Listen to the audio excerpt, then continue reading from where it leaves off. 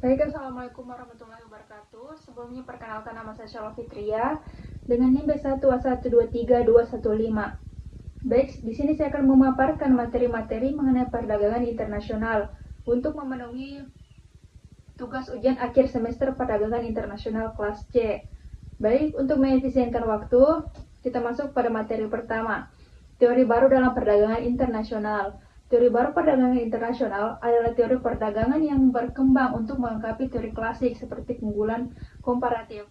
Teori ini menjelaskan pola perdagangan yang modern, yang lebih kompleks, termasuk perdagangan intraindustri, skala ekonomi, dan peran perusahaan dalam perdagangan global. Dalam teori skala ekonomi, perdagangan internasional tetap terjadi meskipun negara memiliki teknologi dan faktor produksi yang serupa. Produksi dalam jumlah besar menurunkan biaya rata-rata, meningkatkan efisiensi dan mendorong spesialisasi serta ekspor. Dalam teori kurva pengalaman, semakin sering suatu barang diproduksi, semakin tinggi efisiensi dan kualitas produksi. Pengalaman menurunkan biaya dan menciptakan keunggulan kompetitif dalam perdagangan internasional. Dalam teori siklus produk baru umumnya diproduksi di negara maju setelah teknologi menjadi standar dan biaya produksi menjadi pertimbangan utama, produksi berpindah ke negara berkembang. Dalam teori gravitasi perdagangan, volume perdagangan dipengaruhi oleh besar kecilnya PDB dan jarak antar negara. Selain itu, kesamaan budaya, bahasa, dan kerjasama perdagangan turun memperkuat hubungan dagang. Materi kedua, konsep teori liberalisasi perdagangan. Liberalisasi perdagangan adalah proses penghapusan atau pengurangan hambatan perdagangan nasional seperti tarif, kuota, subsidi ekspor.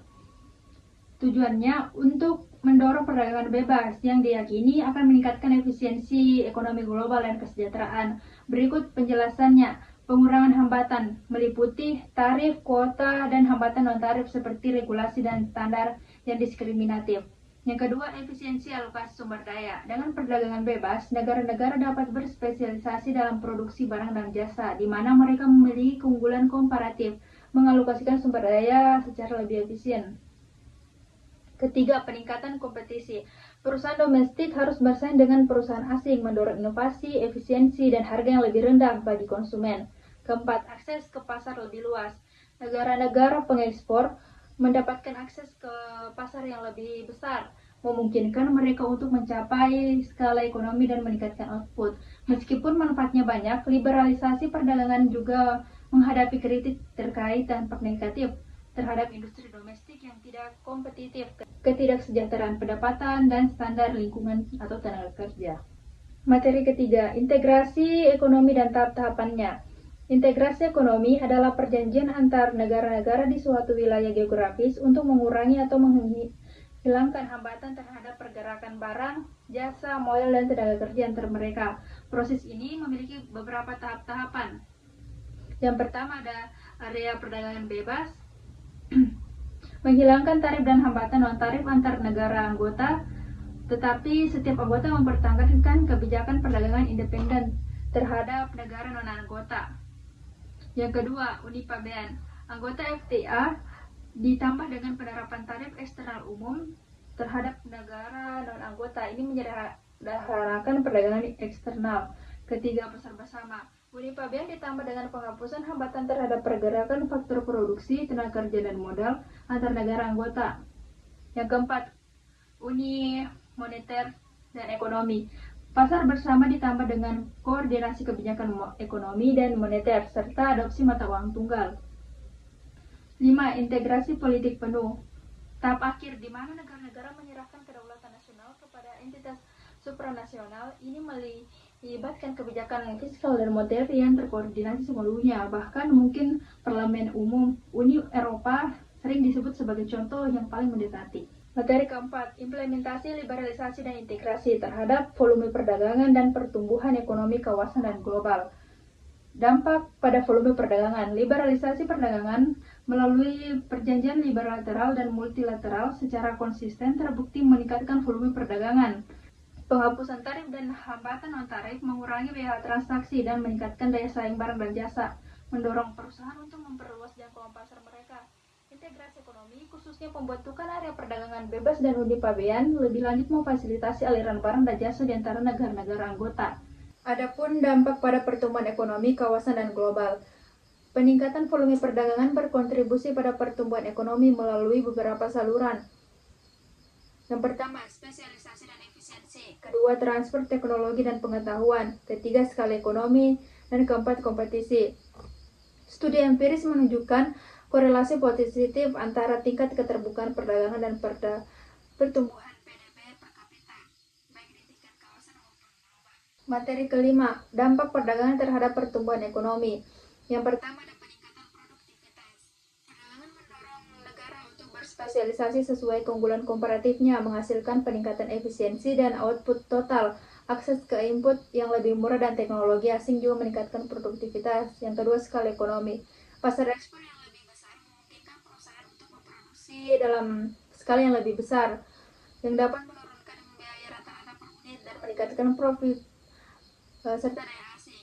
Yang ketiga, transfer teknologi dan pengetahuan. Melalui impor barang modal, lisensi teknologi, dan investasi asing langsung, negara-negara dapat memperoleh akses ke teknologi dan praktik manajemen baru yang krusial untuk pertumbuhan jangka panjang. Yang keempat, stimulasi inovasi. Persaingan dari produk impor dan peluang ekspor yang baru mendorong perusahaan untuk berinovasi, menciptakan produk baru, dan meningkatkan kualitas produk yang ada. Meskipun demikian, ada juga risiko bahwa industri domestik yang kurang kompetitif dapat tertekan, menyebabkan kehilangan pekerjaan dan perlambatan pertumbuhan di sektor-sektor tertentu jika tidak ada kebijakan penyelesaian yang memadai. Materi ke-6, dampak perdagangan terhadap kesempatan kerja dan upah. Dampak perdagangan internasional terhadap pasar tenaga kerja adalah salah satu isu yang paling banyak diperdebatkan. Efeknya bisa sangat berbeda antara sektor dan kelompok kerja. Adapun dampak perdagangan terhadap kesempatan kerja, yang pertama adalah menciptakan lapangan kerja, kedua pergeseran lapangan kerja, ketiga kebutuhan keterampilan baru. Adapun dampak perdagangan terhadap upah, yang pertama peningkatan upah sektor pengekspor, kedua tekanan upah sektor impor, ketiga peningkatan kesenjangan upah. Pemerintah seringkali perlu menerapkan kebijakan sosial dan pelatihan untuk membantu pekerja yang berdampak negatif oleh perubahan struktural yang dibawa oleh perdagangan. Materi ke-7, dampak perdagangan terhadap investasi domestik. Hubungan antar perdagangan internasional dan investasi domestik sangat erat. Perdagangan dapat mendorong maupun menghambat investasi tergantung pada kebijakan dan kondisi ekonomi yang berlaku. Adapun dampak perdagangan terhadap investasi domestik, yang pertama peningkatan daya saing. Persaingan dari impor mendorong perusahaan domestik berinvestasi pada teknologi, otomatisasi, dan efisiensi agar tetap mampu bersaing. Yang kedua, akses ke modal asing. Liberalisasi perdagangan sering diikuti masuknya investasi asing langsung atau FDI yang melengkapi investasi domestik serta membawa teknologi dan keahlian. Yang ketiga, perlindungan industri. Kebijakan perlindungan pada industri strategis dapat merangsang investasi domestik di sektor tertentu, meskipun beresiko menurunkan efisiensi. Yang keempat, ekspansi pasar. Akses ke pasar ekspor yang lebih luas mendorong perusahaan memperbesar kapasitas produksi melalui investasi pada pabrik, peralatan, dan penelitian. Namun, terlalu banyak keterbukaan tanpa strategi dapat menyebabkan crowding out investasi domestik di sektor-sektor yang tidak mampu bersaing, terutama di negara berkembang. Keseimbangan yang tetap diperlukan. Materi ke-8, dampak perdagangan terhadap penerimaan pemerintah. Perdagangan internasional memengaruhi penerimaan pemerintah, baik secara langsung maupun tidak langsung. Dampak ini penting terutama bagi negara berkembang. Yang pertama, penerima langsung. Perdagangan menghasilkan pendapatan negara melalui biaya yang masuk dan pajak ekspor, meningkatkan volume perdagangan. Masuknya ekspor bernilai tinggi dapat meningkatkan penerimaan kas negara. Yang kedua, penerimaan tidak langsung. Perdagangan mendorong aktivitas ekonomi seperti produksi, investasi, dan penyerapan tenaga kerja. Hal ini meningkatkan penerimaan dari pajak penghasilan serta PPN atau pajak penjualan. Yang ketiga, dampak liberalisasi. Perdagangan menurunkan tarif impor akibat liberalisasi terhadap pengurangan pendapatan biaya masuk. Karena itu, pemerintah perlu menyesuaikan kebijakan pajak agar stabilitas fiskal tetap terjaga. Yang keempat, relevansi bagi negara berkembang. Bagi negara berkembang, biaya masuk masih menjadi sumber pendapatan penting. Kebijakan perdagangan yang tepat dapat mendukung pembangunan ekonomi sekaligus pengambilan dana publik. Materi ke-9, teori mobilitas tenaga kerja internasional. Mobilitas tenaga kerja internasional mengacu pada perpindahan pekerja melintasi batas-batas negara, baik sementara maupun permanen. Fenomena ini mendorong oleh berbagai faktor dan memiliki implikasi ekonomi yang mendalam. Berbagai teori berusaha menjelaskan pola dan motivasi di balik aliran tenaga kerja ini. Yang pertama ada teori daya tarik. Migrasi terjadi karena faktor dorong di negara asal seperti pengangguran, upah rendah, konflik, serta konflik tarik di negara tujuan seperti peluang kerja, upah lebih tinggi, dan stabilitas ekonomi. Yang kedua, teori modal manusia. Migrasi merupakan keputusan rasional individu berdasarkan perbandingan biaya dan manfaat. Migrasi dilakukan jika pendapatan dan peluang karir di negara tujuan lebih besar daripada biaya migrasi. Yang ketiga, teori baru migrasi. Migrasi dipandang sebagai keputusan rumah tangga untuk mengurangi risiko ekonomi dan mengatasi keterbatasan pasar seperti kesulitan akses kredit dan asuransi di negara asal. Yang keempat, teori pasar tenaga kerja tersegmentasi. Migrasi terjadi karena adanya permintaan tenaga kerja di negara maju, terutama untuk pekerjaan sektor sekunder yang kurang diminati oleh tenaga kerja lokal. Materi ke-10, determinan aliran sumber daya antar negara. Apa saja yang mendorongnya? Yang pertama, perbedaan tingkat pengambilan ekonomi. Kedua, ketersediaan sumber daya. Ketiga, kebijakan pemerintah dan regulasi. Keempat, kemajuan teknologi. Yang kelima, kondisi pasar global. Aliran sumber daya yang dimaksud tidak hanya mencakup modal dan barang, tetapi juga tenaga kerja, teknologi, dan informasi. Semua faktor ini sering saling terkait dan membentuk pola interaksi ekonomi global. Materi ke-11, dampak mobilitas tenaga kerja terhadap keseimbangan permintaan dan penawaran tenaga kerja di lintas negara. Mobilitas tenaga kerja adalah perpindahan pekerja dari suatu wilayah ke negara lain seringkali dipicu oleh perbedaan peluang kerja dan kondisi ekonomi. Fenomena ini sangat mempengaruhi keseimbangan penawaran dan permintaan di pasar tenaga kerja, baik di negara asal maupun di negara tujuan. Di negara asal ada beberapa faktor. Yang pertama, penawaran tenaga kerja berkurang. Yang kedua, peningkatan upah. Yang ketiga, kekurangan tenaga kerja terampil. Di negara tujuan ada penawaran tenaga kerja meningkat, penurunan upah dengan potensial peningkatan produktivitas.